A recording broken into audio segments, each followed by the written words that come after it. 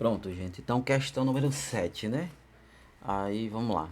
Uma bola de tênis de massa 100 gramas e velocidade de 10 metros por segundo é rebatida por um jogador, retornando com velocidade V2 de mesmos valor e direção, porém de sentido contrário. Aí ele pede para você calcular a variação da quantidade de movimento da bola, né? E dois, aí ele dá o tempo de contato e quer saber qual foi o valor da força que a raquete exerceu sobre a bola, né? Então, item 1, fazer aqui de azul, que é azular, azul fraquinho, né? Aí aqui é vermelho, pronto. Então, no item 1, o que acontece aqui, tá? A bola vem, o jogador rebate a bola, né? E a bola vai lá para outro. Lembrando que ele pode rebater a bola e ela mudar completamente a direção, subir, descer, né, ir para a direita, para a esquerda. O que a gente aprendeu, né, que quantidade de movimento não vetor, tá? Eu não estou considerando aqui, né, um movimento oblíquo, digamos assim, mas pode acontecer, tá? Vão aparecer aí nas questões lá na frente, tá bom? Vamos considerar que para a direita seja positivo, tá? Então vamos lá. Aí, então veja, a velocidade V2 tem o mesmo valor e direção, só tem sentido contrário. Então aqui é velocidade inicial, que ele chama de V1, né? E aqui velocidade final, depois que bateu na raquete, que ele chama de V2, né? Aí ele quer que você calcule a variação. Então vamos lá. A variação da quantidade de movimento é a quantidade de movimento final menos a quantidade de movimento inicial. Não é assim? Então vamos escrever. Vai ser a massa vezes a velocidade inicial, ou final, né? Final, menos a massa vezes. Aí, como o sentido positivo é para a direita, essa velocidade inicial está negativa, então vai ser menos VI, tá? Então, a variação nesse caso aqui, se as duas, digamos que fossem duas, sei lá, você pode ter, só rápido, né? Só para fazer um comentário, você pode ter uma bolinha A e aqui uma bolinha B, e as duas no mesmo sentido, e as duas uma bater na outra, né? Essa bate aqui na parte de trás dela, tá bom? E aí nesse caso ia ser realmente a quantidade de movimento inicial menos a quantidade de movimento final. Final menos a inicial, né? Tá bom? No nosso caso, que muda a direção, então vai ficar assim, ó, devido a essa questão da velocidade, né? A velocidade é um vetor, né? Então vai ficar a massa vezes a velocidade final mais a massa vezes a velocidade inicial, tá? Devido a essa questão de mudança de sentido, tá bom?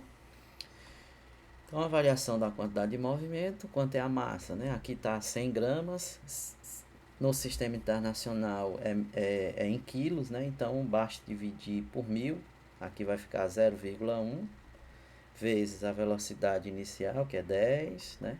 Mais a massa de novo, que é 0,1, vezes a velocidade inicial, que também é 10, que ele diz que tem o mesmo valor.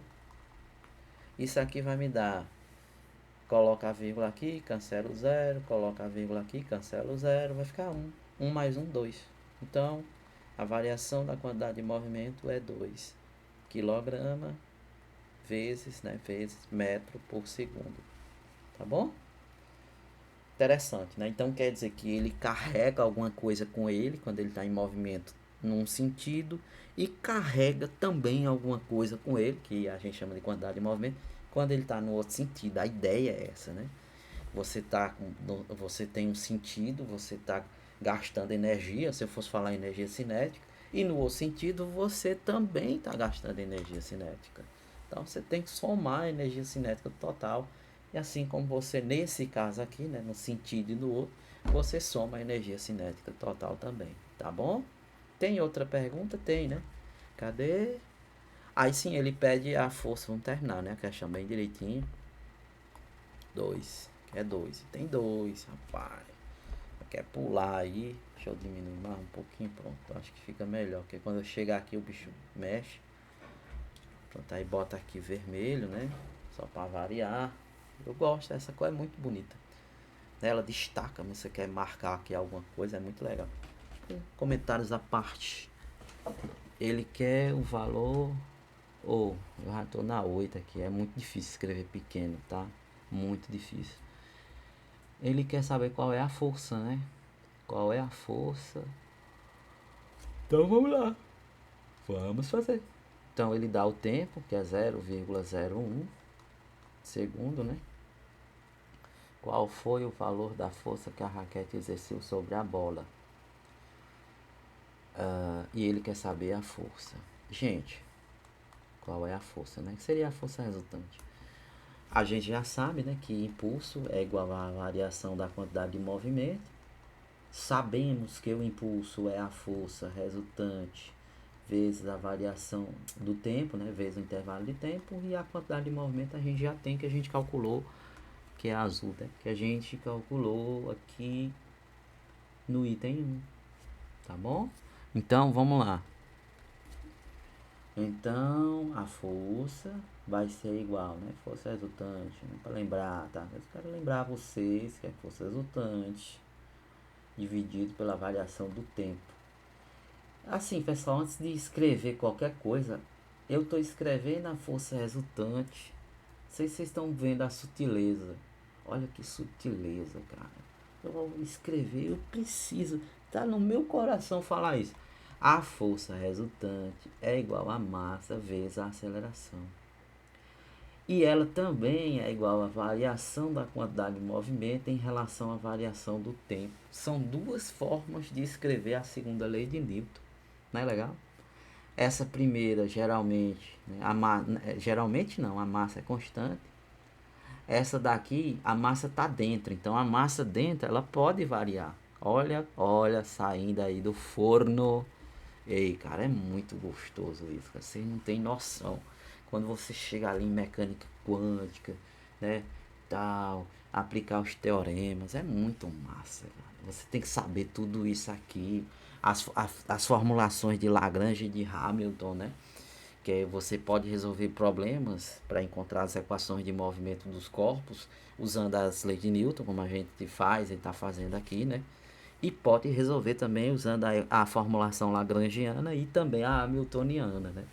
Gente, é uma loucura, é muito massa. Aí vamos lá, né? Deixa pra lá. Aí aqui vai ser 2.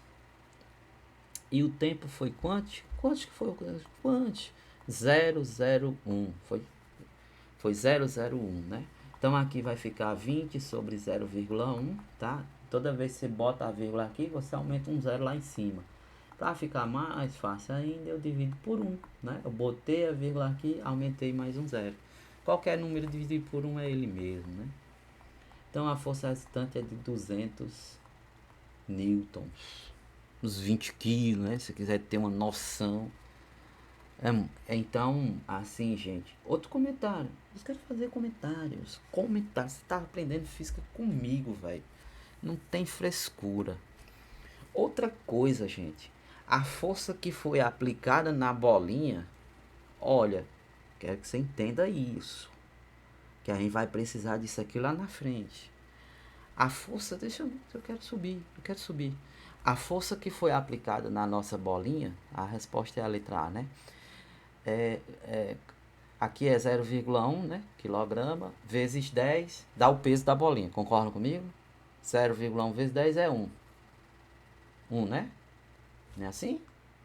Se eu quiser saber o peso da bolinha, por exemplo, o peso da bolinha, a massa da bolinha, né, em quilograma vezes a aceleração da gravidade. O peso da bolinha é igual à massa da bolinha, que é 0,1, né, em quilogramas, vezes 10. O peso dela é de 1 newton. Gente, preste atenção. A bolinha está no espaço. A bolinha está no espaço. Cadê o boneco lá que eu desenhei? Aqui, ó. A bolinha está no espaço, tá? Então existe a força peso sobre ela. Só que a força peso, ela é imensamente, ela é 200 vezes menor do que a força do impacto. Olha que, você está entendendo física, eu quero aprender. Então, por exemplo, vamos, Deixa eu me empolgar aqui. Eita, 10 minutos. Mas eu já vou cortar aqui. Então quer dizer que aqui você tem um planeta Terra, aqui você tem um asteroide. Um asteroide, né? Quando o asteroide que tem uma massa M se aproxima do planeta Terra, se aproxima do planeta Terra, você pode calcular o peso do asteroide. Fica à vontade. Só que a força de impacto, principalmente, né? Porque a velocidade dele tá aqui, sei lá, 30 mil ou mais, eu acho que é muito, muito mais, quilômetros por hora, né? A velocidade dele é muito alta, a energia cinética dele é muito alta, o momento dele é muito alto, a massa dele também é muito grande, né? A força de impacto, isso aqui é a força de impacto, tá? É imensamente maior do que a força-peso. Então, eu quero se estender. Lá nas leis de Newton, a gente aprendeu que o peso é a massa vezes a aceleração da gravidade, né? E que a força resultante é a massa vezes a aceleração. Veja que é muito melhor, né? É muito melhor você aplicar essas equações de impulso e quantidade de movimento, porque elas vão te dar forças que são imensas em relação ao peso dos objetos, na interação entre eles. Pode ser numa explosão também, a gente vai chegar lá, certo? É imensamente maior, né? A força de impacto do objeto, por isso que sai aquele monte de coisa da Terra, a rocha se transforma em líquido, a temperatura aumenta a milhões de graus Celsius, né? Como o núcleo de uma estrela, por exemplo, né? Que você tá, enfim, ali já é física nuclear, já é outra coisa, né? Depois a gente grava uns vídeos, umas aulas, né? Tá bom? Mas essa é a ideia. Então, quando você está trabalhando com impulso e quantidade de movimento, força-peso, força normal, olha, força de atrito. Na maioria das vezes, quando ocorre uma colisão, como foi aqui, você desconsidera essas forças e só considera as forças que estão agindo, né? Então, quando os cientistas, eu só quero me prolongar aqui nessa questão, eu me empolguei.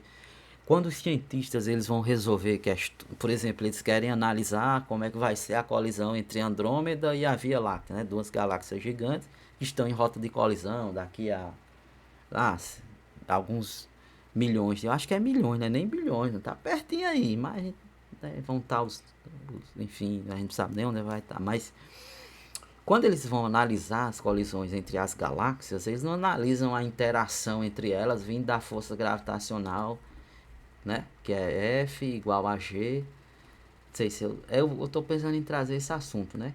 M sobre a distância, né? Também é uma contribuição de Newton. Eles não analisam usando essa interação gravitacional. Desculpa aí. Eles analisam usando a quantidade de movimento. Eles analisam usando a conservação da energia, tá certo? São formas de resolver problemas de física, né?